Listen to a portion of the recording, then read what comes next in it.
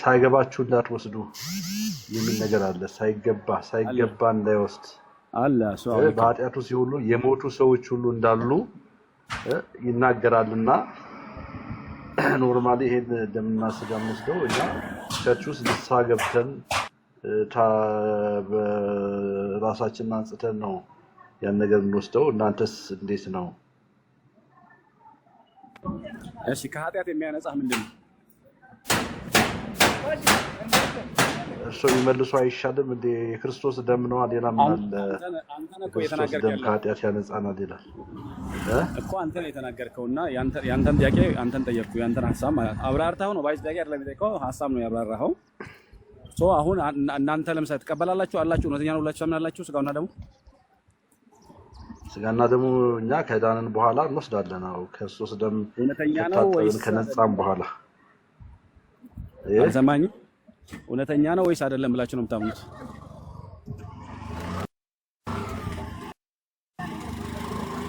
ምኑ ነው እውነተኛ ያልሆነው? እኛማ እውነተኛ ነው ብለን እንወስዳለን። እውነተኛ ነው ወይስ አይደለም? እውነተኛ ነው ውሸተኛ ብለን እንዴት እንወስዳለን? እኛ ፍቄ ደህና ነህ አይደል? እውነተኛ ፕሮፐርሊ መልስልኝ። እውነተኛ ነው ብለን ነው እኛ የምንወስደው። ስለዚህ ስትወስዱት ምንድነው ጥቅሙ ለእናንተ? ስጋውና ደሙን መውሰዳችሁ የስጋው ደሙ አገልግሎት ምንድነው ለእናንተ? መታሰቢያ እናደርገዋለን። ክርስቶስ አሁን መታሰቢያ አድርጉት። ይሄንን በበላችሁና በጠጣችሁ ቀን ሞቴና ትንሣኤን ትናገራላችሁ ስላለ ባለው መሰረት ነው እኛ እሱ በተናገረው። ፍቄ አሁን እውነተኛ ነው ብለኝ ነበር። አሁን መታሰቢያ ያልከኝ ሁለቱ አይጋጩም? መታሰቢያም ቢሆን እኮ እውነተኛ ነው። መታሰቢያ ማለት ሐሰተኛ ነው ማለት ነው እንዴ ታዲያ? ይኸውልህ አሁን የጠየኩህ አሁን ስትወስዱት ይሄ የክርስቶስ ስጋና ደም ነው ብላችሁ ነው የምትወስዱት ወይስ መታሰቢያ ብላችሁ ነው የምትወስዱት? መጽሐፉ ምን ይላል? እሺ አንተ መጽሐፉ ምን ይላል? መጽሐፉ የሚለውን አይደለም እናንተ የምትሉት ነው የጠየኩህ ያለሁት። አሁን እናንተ የሚዳኘን መጽሐፉ ምን ይላል ነው እኮ። እኔን ወደዛ መጠምዘዝ ሳይሆን ይሄን በበላችሁና ይሄን በጠጣችሁ ቀን ሞቴና ትንሣኤን ትናገራላችሁ፣ ይሄን ለመታሰቢያ አድርጉት አለ። ከዛ ውጪ እኔ ምን ልፈጥር እችላለሁ? አልሰማኝም። መጀመሪያ እውነተኛ ነው ወይስ አዎ እውነተኛ ነው አልከኝ። ቀጥሎ ደግሞ መታሰቢያ ወይ ነው ጥያቄው። አልሰማኝም። መምህር ብርሃኑ አላለም ወይ መጽሐፉ? የእናንተ አይሰማም። በርግጥ የመጽሐፉን አይደለም የእናንተን ነው እኮ የጠየኩህ ያለሁት። አልሰማኝም አንተ? እኔ መጽሐፉ እንደሚለን ነው እኛ የምንሆነው። መጽሐፉ እንደሚላችሁማ አይደለም የምትሉት። ይሄው መታሰቢያ አድርጉት፣ ለመታሰቢያ አድርጉት አይደል? ለመታሰቢያው እናደርጋለን። ይሄን በበላና በጠጣን ጊዜ የጌታ ሞትና ትንሣኤውን እናስባለን ብቻ ነው የሚለው ወይ?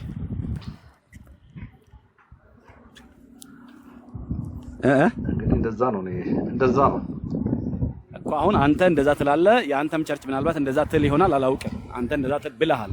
መጽሐፉ ግን እንደሱ ነው የሚለው ወይ ከተባለ እንደሱ አይደለም የሚለው። ስለዚህ የመጀመሪያው አየህ ስጋውና ደሙን የምንቀበለው ለድህነት እንጂ ወይም እውነተኛ የክርስቶስ ስጋና ደም ነው ብለን ነው የምንቀበለው እንጂ መታሰቢያ ብለን አይደለም የምንቀበለው። የመጀመሪያው በመጽሐፍ ቅዱሱ እውነት መሰረት ጌታም በነገረን ትምህርት መሰረት ማለት ነው።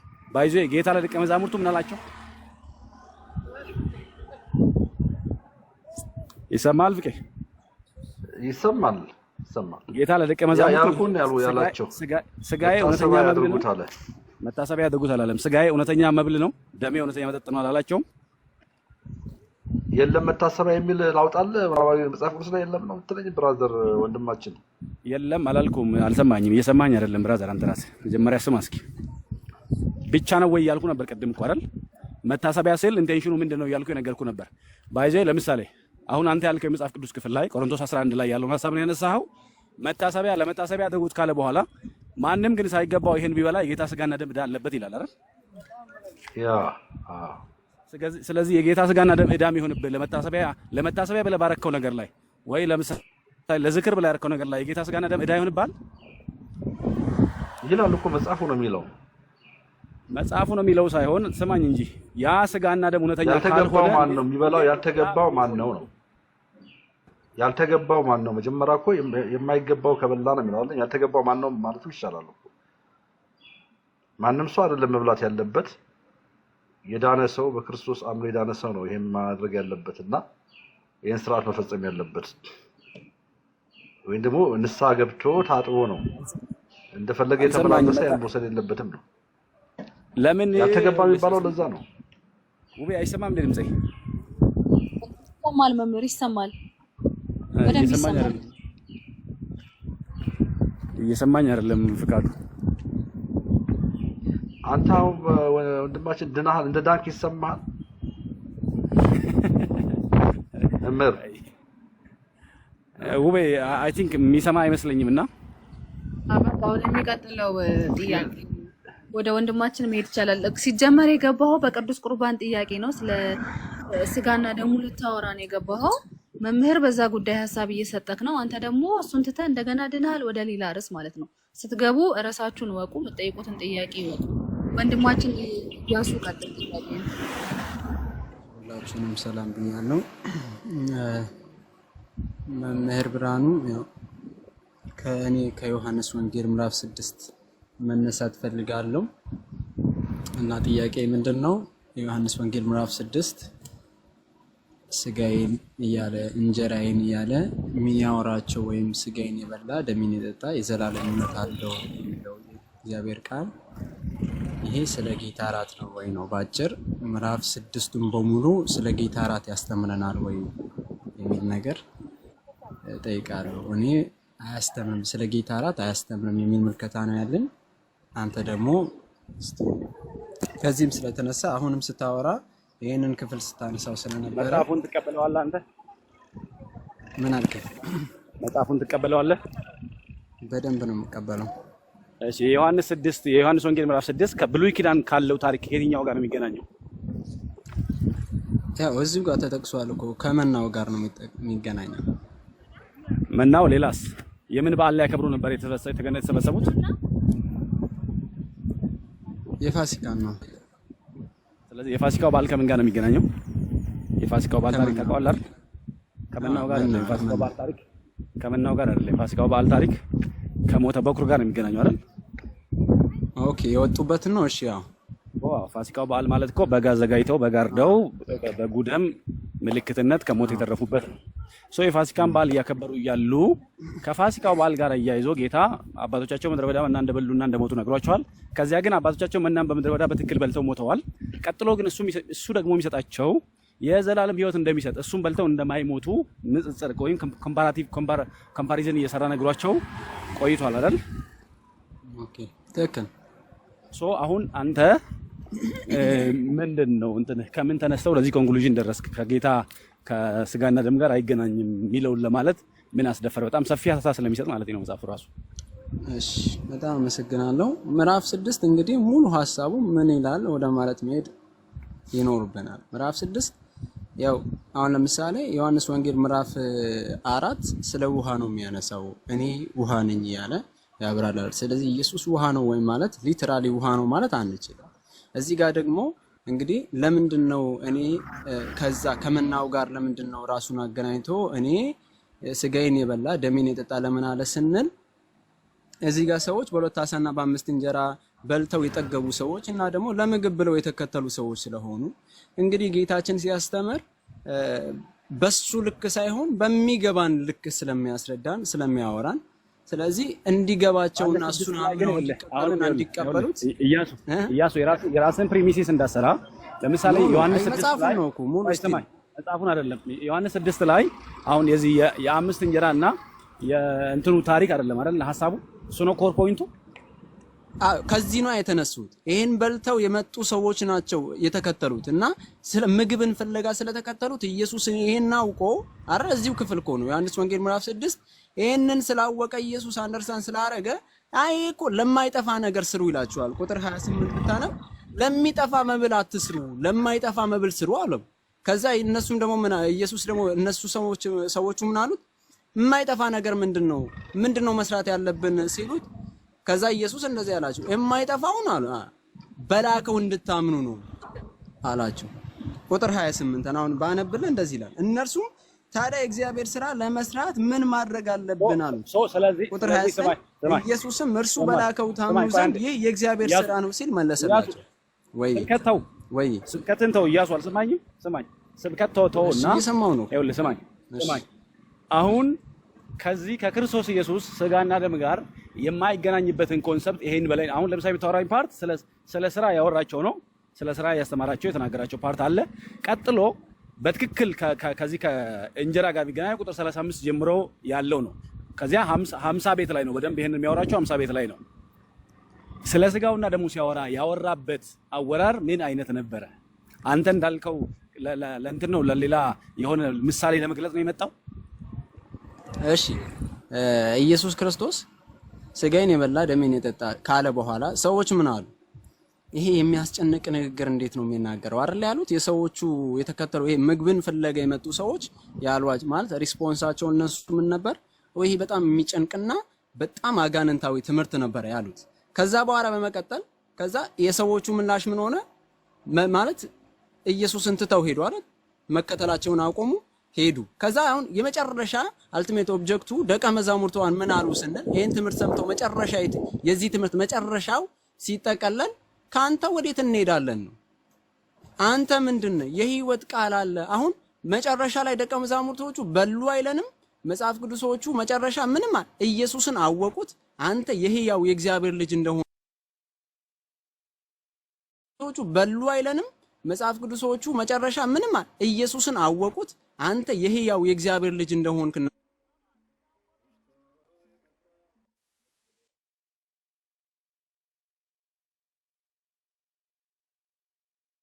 ብያምናለሁ በግሌ።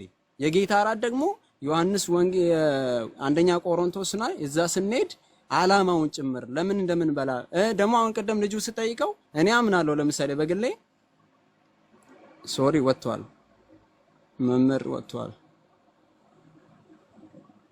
መቀጠል ይችላል?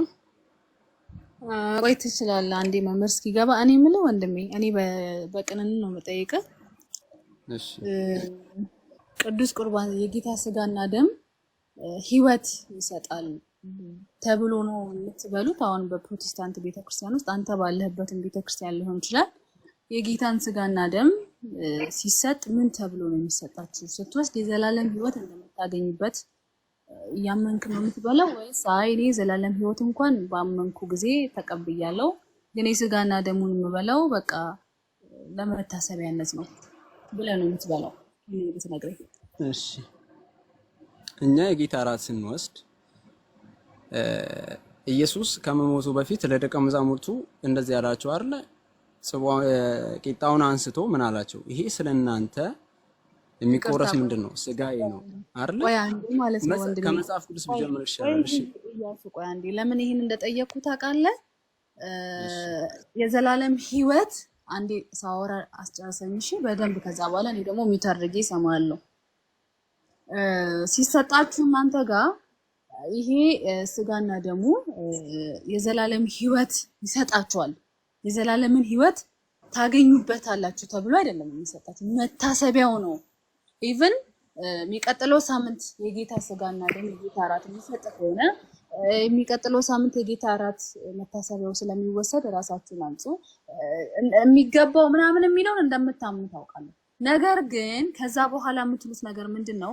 መታሰቢያ ነው ብላችሁ ነው የምትሰጡት። አንተ ደግሞ አሁን የሆነ ጥቅስ ልትጠቅስልኝ ነበር። ወደ መጽሐፍ ቅዱስ ሐሳቡማ ከተመለስን መጽሐፍ ቅዱስ ስጋዬ እውነተኛ ነው፣ ደሜ እውነተኛ ነው፣ እውነት እውነት እላችኋለሁ ስጋዬን ያልበላ ደሜን ያልጠጣ የዘላለም ህይወት የለውም ነው የሚለው። እና በደንብ በዚህ ሐሳብ ላይ ማውራት ከተቻለ እንደውም እናንተ ጋር አንደኛው ሲጀመር ድነት ባመናችሁ ቅጽበት የምታገኙት ነገር እንደሆነ ነው የምታስተምሩት። ከዛ በኋላ የሚመጣ ነገር ነው ጥምቀት፣ ከዛ በኋላ የሚመጣ ነገር ነው ቅዱስ ቁርባን እያላችሁ ትርፍ ነገር አርጋችሁ እንጂ ዋናኛው ነገር እምነት ነው። ያመንኩ ቀን የዘላለም ህይወት አግኝቻለሁ ብላችሁ ስለምታምኑ ድነት ቅጽበታዊ ነው፣ ባመንኩ ቅጽበት ነው ምንድነው ብላችሁ ስለምታስቡ ስጋና ደሙን ስትበሉ የዘላለም ህይወት ይሰጠኛል፣ የዘላለም ህይወት አገኝበታለሁ ብለህ አይደለም የምትበለው። የዘላለም ህይወት ባመንኩ ጊዜ ኢየሱስ ክርስቶስን ባመንኩ ጊዜ የዘላለም ህይወት አግኝቻለሁ ብለህ ከዛ በኋላ ቅዱስ ቁርባኑ ግን ስጋና ደሙ ግን በቃ ጀስት መታሰቢያው ነው፣ ሞቱን የምናስብበት ስቃዩን የምናስብበት ብላችሁ ነው የምትበሉት። እውነት ውሸት? አንዴ ይሄንን እውነት ወይ ውሸት በለኝ። እሺ የኔ ቆንጆ ይኸውልሽ ዮሐንስ ወንጌል ምዕራፍ 6 በፍጹም ስለ ጌታ እራት አያወራም። አሁን ስጋዬ የበላ ደሜን የጠጣ እኔ ስጋዬ እውነተኛ መብል ነው ደሜም እውነተኛ መጠጥ ነው። ይሄ ስለ ጌታ አይደለም፣ ስለ ጌታ እራት አይደለም። በክርስቶስ ኢየሱስ አምነን ስለ መቀበልና ስለ መዳን ነው እንጂ አንዴ አጥራለሁ በፍጹም ስለ ጌታ እራት አያወራም። ይኸውልሽ ስሚኛ፣ ሰማሁሽ አይደለ? ከዛ ለምንድን ነው የምንወስደው? በፍጹም ምን አይደለም ነው ያልከው? በእውነት አሪ ይኸው ዮሐንስ ወንጌልን ማለት ጠቅሰሽ ስለ ጌታ እራት ማስተማራት እቺ እስኪ ለምን ይሄንን ለምን እንዴ? ቆይ አንዴ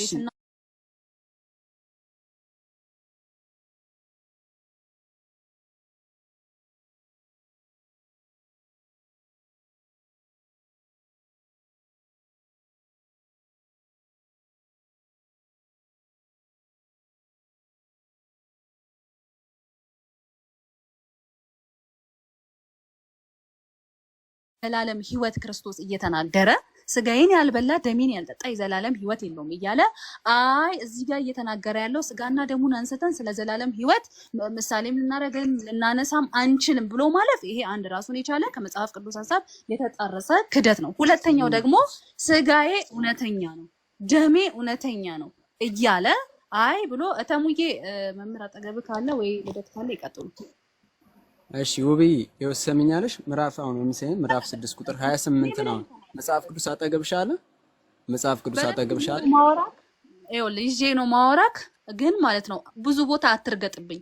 አንዱን ሳንጨ ምዕራፍ 6 ከዚህ አልወጣም ከምዕራፍ 6 አልወጣም። አሁን ከዚህ ሐሳብ አሁን ሁለቷን ጥቅስ እንያዝና ኢየሱስ ክርስቶስ የተናገረውን ሁለቷን ሐሳብ እንያዝና እዚች ሁለቷ ላይ እንቀጥል ማለት ነው። እውነት በስጋና ደሙን መጽሐፍ ቅዱስ አውጪና ይኸውልሽ ቁጥር 28 አውጪ።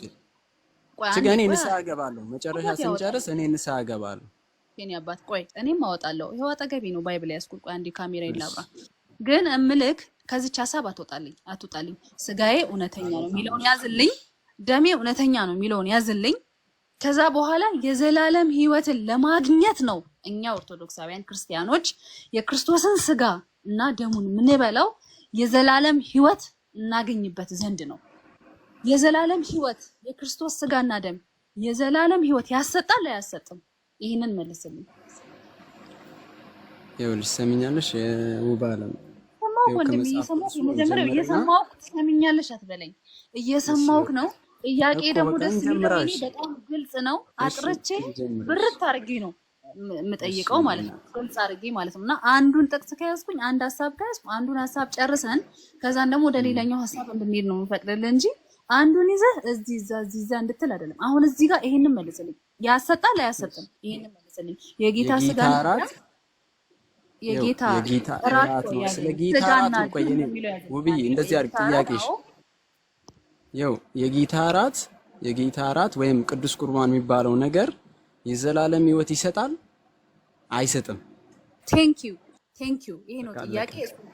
አዎ ስለዚህ ከመጽሐፍ ቅዱስ እንነሳ። ዮሐንስ ወንጌል ያለው ከመጽሐፍ ቅዱስ ነው የተነሳውልክ። እሺ ያው እኮ እንደምትጠቅስልኝ እኔ ከሰጣው ጥቅስ ሌላ ነው። እኔ ከመጽሐፍ ቅዱስ ውጭ የሆነ ጥቅስ ነው እንዴ የሰጣውልክ? ስጋናውራ ወሚ ያልጠቃ የዘላለም ህይወት የለውም የሚለው ጥቅስ ሌላ ጥቅስ ነው የሰጣው? ከሌላ ነው ያወጣውልክ? በቃ እሱ ላይ መልስልኝና ወደ 28 ደግሞ እንሄዳለን። ያው ውብዬ ሌላ እንትን ፋላሲ እንዳሰሪብኝ እኔ ያልኩት የጌታ እራት እና ወይም ቅዱስ ቁርባን የሚባለው ነገር ጭራሽ የዘላለም ህይወት ሊሰጥ አይችልም በሚል አምናለሁ። ዮሐንስ ወንጌሉን ቁጥር 28ን ምዕራፍ 6 ቁጥር 28ን አምናለሁ። ወይ እየመለስክልኝ ህይወት ሊያሰጥ አይችልም። የጌታ እራት ወይም ቅዱስ ቁርባን ስጋና ደሙን እያወራሁ ነው። የጌታ ስጋና ደም ስለ ስጋና ደሙ እኮ አማርኛው በነገራችን ላይ ወይ ኢያሱ ዋና እኔ እናንተን የሚያግባባኝ ነገር ምንም ማውራት አልቻልኩም። ግን አይደለም ቆይ አይደለም ለምን መሰለህ 2-3 ቦታ እንዲረገጥ ስለማልፈልግ ነው ማለት ነው። እና ደግሞ ሌላኛው ምንድነው ስለ ዘላለም ህይወት ስለ ድነት እኔ እናንተ ማውራት ከጀመርን ይዤ ማስታወሻዬን ይዤ ነው እዚህ ጋር እያወራሁት ያለሁት ማለት ነው። እንደው ዝም ብዬ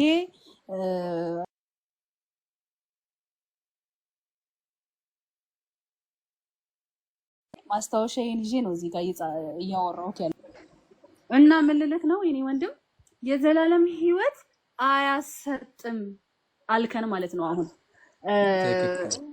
ይሄንን ከመጽሐፍ ቅዱስ አንፃር ከእውነተኛውና ከትክክለኛው መጽሐፍ ቅዱስ ሐሳብ አንፃር ልክ አይደለም። ምንፍቅና ነው፣ ክህደት ነው። ኢየሱስ ክርስቶስ ያላስተማረው እያወራው ነው ኢየሱስ ክርስቶስ ያላስተማረው አስተምህሮት ነው። ሐዋርያት ያላስተማሩት ትምህርት ነው ይሄ ማለት ነው። ግን እኔ አንተን የምረዳበት መንገድ ምንድነው? አንተን ልረዳክ የምችልበት መንገድ ምን መሰለ? ድነት ቅድም እንዳልኩ በደንብ ደግሜ አሁንም ላብራራ። እናንተ ጋር ድነት ቅጽበታዊ ነው። በቃ ሰው የሚያምነው ያመነለት ድኗል፣ የዘላለም ሕይወት አግኝቷል። ስጋና ደሙን ሲበላ የዘላለም ሕይወት ለማግኘት አይደለም። ጥምቀት ሲጠመቅ የዘላለም ሕይወት ለማግኘት አይደለም። ከኃጢአቱም ለመታጠብም አይደለም።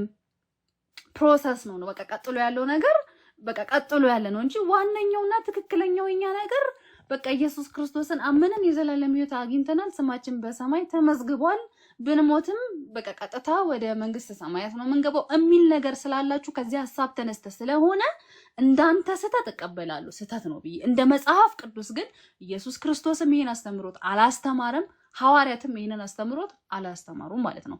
ግን አሁን ሰብሰብ አድርጌ ሳሳጥርልህ ወደ ዋና ሐሳቤ ስመጣልህ ድነት ቅጽበታዊ ነው ወይስ ሂደታዊ ነው በሚለው ሐሳብ መምህራችን ስለተመለሰ በዚህ ሐሳብ ተቀጥላላችሁ። በዚህ ሐሳብ ውስጥ ስለ ቅዱስ ቁርባን፣ ስለ ስጋና ደሙ፣ ስለ ጥምቀት እያለ ስለምንሄድ ይሄንን ሐሳብ የሰበሰበና የያዘ ጥያቄ ስለሆነ ድነት አንድ ሰው የሚድነው ባመነ ቅጽበት ነው ወይስ በሂደት ነው የሚድነው የሚለውን ሐሳብ እሰይ በቃ መምህር ወጣ ኤርሚ መጥቷል። ኤርሚዬ እንኳን ደህና መጣክ። ከወንድማችን ኢየሱስ ጋር ስናወራ የነበረው ሐሳብ የክርስቶስ ስጋና ደም የዘላለም ሕይወት አያሰጥም እያለ ነው።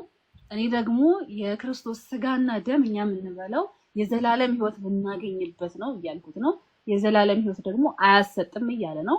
ግን ዋና ሐሳብ መወያያ ግን እንዲሆን እኔ ይሄኛውን ሐሳብ እያነሳውለት ነው። በዚህ እንድትቀጥሉ አንድ ሰው የሚድነው ባመነ ቅጽበት ነው ድነትን የሚያገኘው ወይስ በሂደት ነው የሚለውን ሐሳብ ከኢየሱስ ጋር ብትቀጥሉ በዛው ቅዱስ ቁርባኑም ስለሚነሳ ማለት ነው።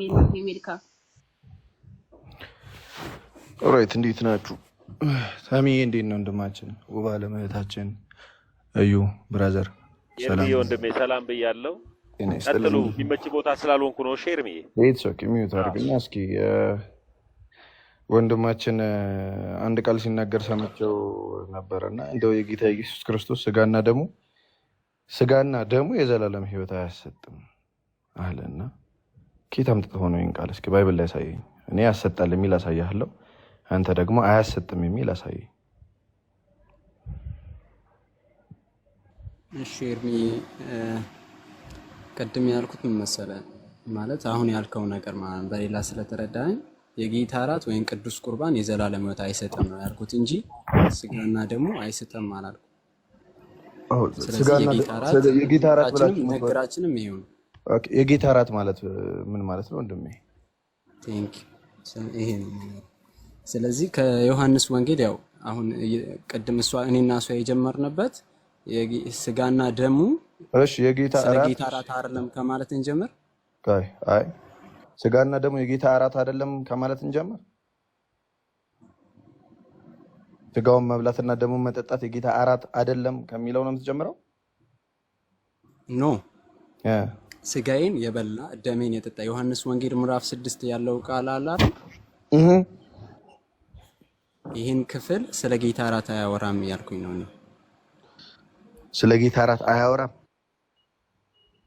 እያልኩኝ ነው። ወይም ስለ ቅዱስ ቁርባን አያወራም እያልኩኝ ነው። ኦራይት፣ ሲድ እስኪ አሳየኝ እንደዛ የሚል ቃል ስለ ቅዱስ ቁርባን ስለ ጌታ እራት አያወራም የሚል ቃል አሳየኝ። መጽሐፍ ቅዱስ ሙሉ አንዴ እስከ 28ቱን ያለው ታሪክ በሁለት ዓሣና በአምስት እንጀራ ኢየሱስ በታምር ሰዎቹን ካበላ በኋላ ከዛ በኋላ እነዚህን ሰዎች ኢየሱስ እንሻገር ብሏቸው ተሻገሩ። ከዛ በኋላ እነዚህ ሰዎች በማግስቱ ፈለጉት። ትናንትና ያበላቸው ትናንትና ያጠገባቸው ሰዎች ዛሬም ለመብላት ዛሬም ለመጥገብ ይሄን ኢየሱስ እንግዲህ ተከተሉት። የፈለጉት እንግዲህ አገኙት። ያገኙትን የተከተሉት ግን ሕይወትን ፍለጋ እርሱን አውቀውት የሕያው የእግዚአብሔር ልጅ እንደሆነ አውቀው ተረተው ሳይሆን እንዲያበላቸውና እንዲያጠጣቸው ደግሞ እንዲያጠግባቸውም ነው። ስለዚህ ኢየሱስ ይህንን አውቆ ቁጥር 28 እንደዚህ አላቸው። እነርሱ በምን አወቅ? ይሄንን አውቆ ምናምን የሚለውን ቃል ኮቶ እና ያለውን ብቻ ያው እንደዚህ ይላል። ቁጥር 29 ቁጥር 25 ሶሪ እንደዚህ ይላል። ቁጥር 25 ከባህሩ ማዶ ባገኙትም ጊዜ ረቢ መቼ ወደዚህ መጣ አሉት። ኢየሱስም እንዲህ ሲል ረቢ ከመቼ ወደዚህ መጣ አሉት። ኢየሱስም እንዲህ ሲል መለሰላቸው፣ እውነት እላችኋለሁ የምትፈልጉኝ እንጀራ ስለበላችሁና ስለጠገባችሁ እንጂ ታምራዊ ምልክቶችን ስላያችሁ አይደለም። ለሚጠፋ እንጀራ አትስሩ፣ ነገር ግን የሰው ልጅ ለሚሰጣችሁ ለዘላለም ሕይወት ለሚኖር ምግብ ስሩ። ለዚህም እግዚአብሔር አብ ማረጋገጫ ማህተሙን በእርሱ ላይ አትሟልና ይላል። ስለዚህ ሰዎቹ የፈለጉት ሰዎቹ የተከተሉት ለምግብ ነው ማለት ነው። ከዛ ኢየሱስ ደግሞ ምን አላቸው? ለማይጠፋ ነገር ስሩ አላቸው ኢየሱስ። ከዛ እነሱ ምን አሉ? የማይጠፋው ነገር ታዲያ ምንድነው አሉት። ቁጥር 28 እነርሱም ታዲያ እግዚአብሔር ስራ ለመስራት ምን ማድረግ አለብን አሉት።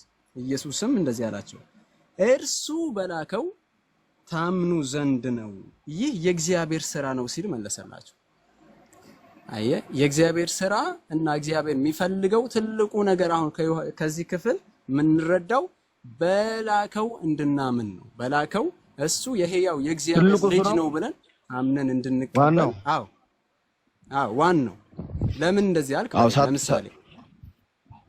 ለምሳሌ የዚህ ክፍል መጨረሻ ቀዩ እንደ ብቻህንማ ካወራ ቤትን ክፈትና ስበክ። አሜን አሜን እያልን እንስማኛ ከተል አሁን ያወራው ነገር በኢየሱስ ስለማመን ነው። ኦብቪየስሊ በኢየሱስ ስለማመን ስለመንፈሳዊነት ምናምን ይሄ ግዴታ ነው። አሁን ስለ ስጋና ደም እያወራ ነው። በኢየሱስ ማመን ውስጥ ስለሚደረጉ ነገሮች ነው እያወራ ነው ያለው። አሁን እኮ እኔ ነኝ በኢየሱስ ያመንኩት። በኢየሱስ አመኜማ ስጋዬን የሚበላ ደሜን የሚጠጣ የዘላለም ሕይወት አለው ሲል አሜን አልኩት። ይህ ለአዲስ ኪዳን ስለእናንተ የሚፈሰው ደሜ ነው ብሎ ቂጣውን ቆርሶ ሲሰጣቸው ያን ቂጣ አይ ቂጣ ነው አላልኩም፣ አይ ስጋው ነው አልኩኝ። አየህ ኢየሱስን ምን ያህል እንደማምነው። አንተ ግን አይ ቂጣ ስጋ ሊሆን አይችልም ትላለህ። እምነት ታዲያ ማን ነው? ማን ጋር ነው እምነት ያለው? ቂጣው ስጋ ነው። ስለ መንፈሳዊ ነገር ማን ነው እያወራ ያለው? አቤት ያው ቂጣውን እኔ ስጋ ነው ላለው፣ ጽዋውንም ደግሞ የሚጠጣውንም የኢየሱስ ደም ነው ብዬ ነው የምቀበለው። ግን እያልኩ ያለሁት ግን ትበለዋለህ ትጠጣዋለህ ወይ?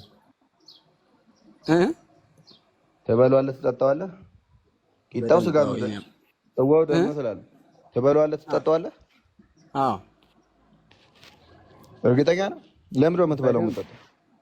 እሺ ለዚህ ደግሞ መልስ ከፈለግን